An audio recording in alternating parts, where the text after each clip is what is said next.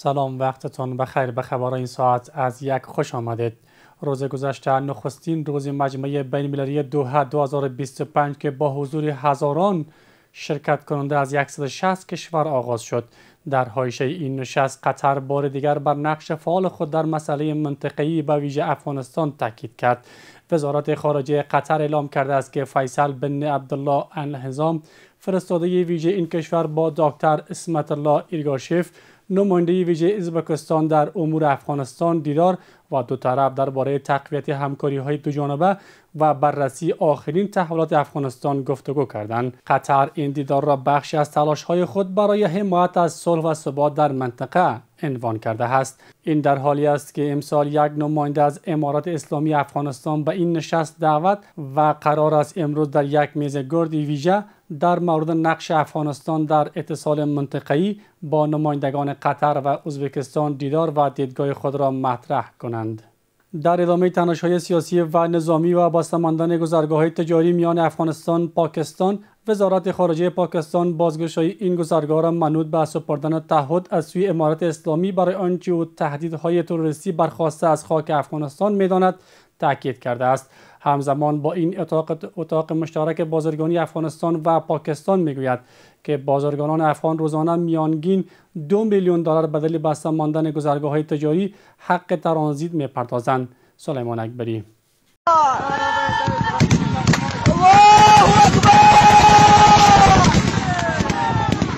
در ادامه کشمکش‌های سیاسی و اتهام‌زنی‌های پیهم کابل و اسلام آباد به یکدیگر، این درگیری‌ها سایه سیاه بر روند بازرگانی دو کشور انداخته است. سخنگوی وزارت خارجه پاکستان در نشست هفته‌ای آن وزارت امارت اسلامی را به پناه دادن به گروه‌های حراس افغان و مخالفان سیاسی و نظامی آن کشور متهم کرده و افزوده که گذرگاه‌های تجاری با افغانستان به دلیل ملاحظه‌های سیاسی به آنچه او حفظ امنیت ملی کشورش عنوان کرده بسته نگه می دارند. آقای اندرابی افزوده تا زمانی که امارت اسلامی با این کشور تعهد قاطع برای استفاده نشدن خاک افغانستان بر ضد پاکستان ندهد، این گذرگاه ها بازگشایی نخواهند شد.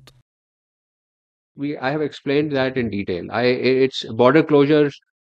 If the opening of border اگر باز کردن مرز امنیت ما را به خطر بیندازد و اگر شلیک کردن از طرف مقابل سبب کشته شدن گاردهای مرزی ما شود، همچنان کسانی که در پوسته‌های تجارتی حضور دارند کشته شوند، باز و بسته کردن مرز به خاطر دفاع از خود مطابق قانون بین الملل جایز و قانونی است. مرزها بسته می‌مانند تا زمانی که ما ضمانت محکم از طرف افغانستان بگیریم که عناصر خشونت آمیز و تروریستان از خاک آنها عبور نمی کنند و به پاکستان نمی آیند.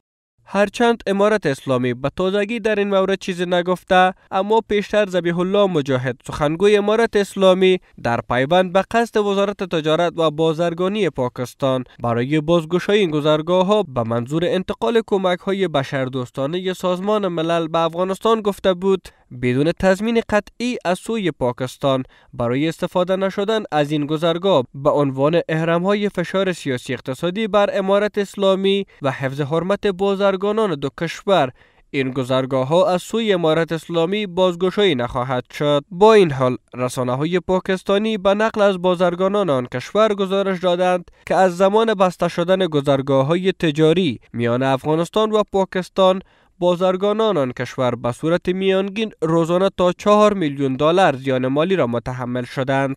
تنش‌های سیاسی میان افغانستان و پاکستان طبیعتاً تبعات اقتصادی خود میتونه داشته باشه، حتی به مهاجرین افغانی که در پاکستان است هم تبعات منفی خود میتونه داشته باشه.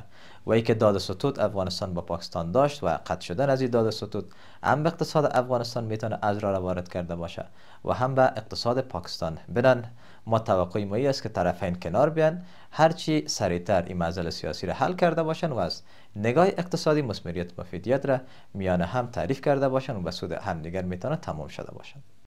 گذرگاه‌های تجاری میان افغانستان و پاکستان پس از حمله‌های هوایی رژیم نظامی پاکستان بر بخش‌هایی از خاک افغانستان و حمله‌های تلافی جویانه امارت اسلامی به نظامیان آن کشور مسدود شد.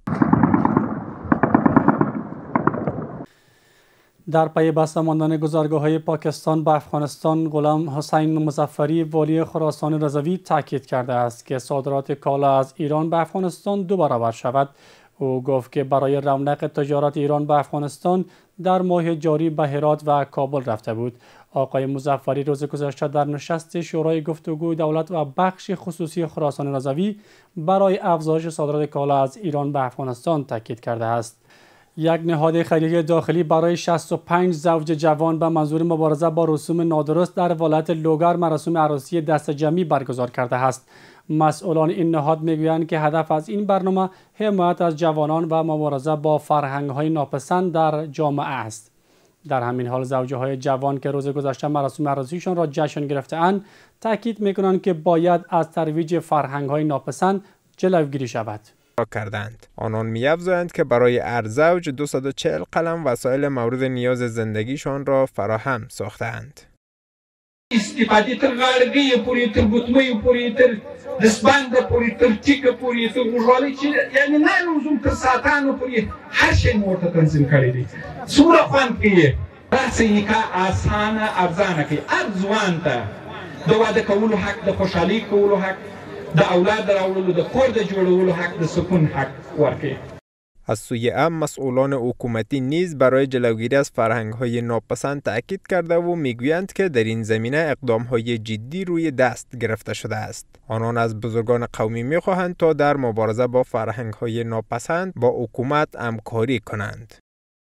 پنځه شپېته نفره چې د هر یو مهر ولور ولیمه او د موږ تاسو په اصطلاح توی دا چې راواخلي څومره لکه روپۍ پېت لري او دا مظلومان په قدر نه وو او نن دغه ټولنې دا کار په غاړه اخیستی ده. دا له ټول لوګي سره احسان ده. گفتنی است که در این مراسم علاوه بر اشاره به پیامدهای منفی رسوم نادرست، پارچه‌های تمثیلی نیز به نمایش گذاشته شده است. در پی آتش سوزی در یک باشگاه در گوا ایالتی در ساحل جنوب غرب هند دست کم 23 نفر جان باختند. پلیس اعلام کرده است که بیشتر قربانیان کارکنان باشگاه بودند و آتش سوزی احتمالاً بر اثر انفجار کپسول گاز در آشپزخانه بوده است. رسانه‌های هندی گزارش دادند که چندین موتر آتش نشانی به محل حادثه اعزام شدند و عملیات نجات به همچنان ادامه دارد. پلیس این کشور اعلام کرده است که آتش سوزی همکنون مهار شده است. با گفته الوک کمار رئیس پلیس گوا بیشتر اجساد از آشپزخانه بازیابی شده و 2 جسد نیز در بخش دیگر از این باشگاه پیدا شدند. او افزود که هنوز منبع و علت دقیق آتش سوزی مشخص نشده است. و در خبرهای ورزش هم مسابقات پهلوانی میان 5 ولایت با اشتراک 200 ورزشکار در ولایت پروان برگزار شد. مسئولان ورزشی ولایت پروان هدف از برگزاری این مسابقات را تشویق جوانان به ورزش و دوری از مواد مخدر و شناسایی چهره‌های برتر عنوان کرده اند. این مسابقات با اشتراک صدها تماشاچی میان 200 ورزشکار پهلوانی برگزار شد. پهلوانان از ولایت‌های گوناگون در برابر یکدیگر قرار گرفتند و توانایی‌ها و مهارت‌های رزمی خود را به نمایش گذاشتند. مسئولان ورزشی ولایت پروان هدف از برگزاری این رقابت‌ها را تشویق جوانان به ورزش، دور نگه داشتن آنان از مواد مخدر و شناسایی چهره‌های برتر این رشته عنوان می‌کنند. با گفته آنان برگزاری چنین رویدادها میتواند زمینه رشد ورزش‌های رسمی و معرفی استعدادهای جوان را در سطح ملی فراهم می‌کند. در این مسابقات از 5 ولایت ورزشکار در اینجا اشتراک نموده. ولایت زیبای میدان وردک، ولایت زیبای پنشیر، ولایت زیبای کاپیسا و همچنین ولایت زیبای کابل به میزبانی ولایت زیبای پروان می باشد. از سوی دیگر ورزشکارانی که در این مسابقات شرکت کردند با ابراز خوشبینی سطح این رقابت‌ها را بلند توصیف می‌کنند. که خواستم حریف کابل خود شکست بدم. ما همین تقاضا را داریم از امنیت ورزشی که بعد همچین مسابقه را بگیره جوانان تا تشویق شود برین ورزش کشتی کنند. امروز توانستم در وزن 58 کیلو گرم مسابقه کنم که توانستم پیروز شدم و از دولت محترم تقاضا میکنم تا همچین مسابقات برگزار کنه برای پیشرفت همچین جوانان. در پایان این مسابقات پروان میزبان، پنجشیر در جایگاه مقام دوم و کابل در مقام سوم قرار گرفتند. ورزشکاران پارالمپیک افغانستان برای شرکت در رقابت‌های پارآسیایی رهسپار امارات متحده عربی شدند. مسئولان کمیته پارالمپیک کشور گفتند که این ملی‌پوشان معلول در رشته‌های پارا تکواندو و زوردست به نمایندگی از افغانستان در این رویداد شرکت کردند.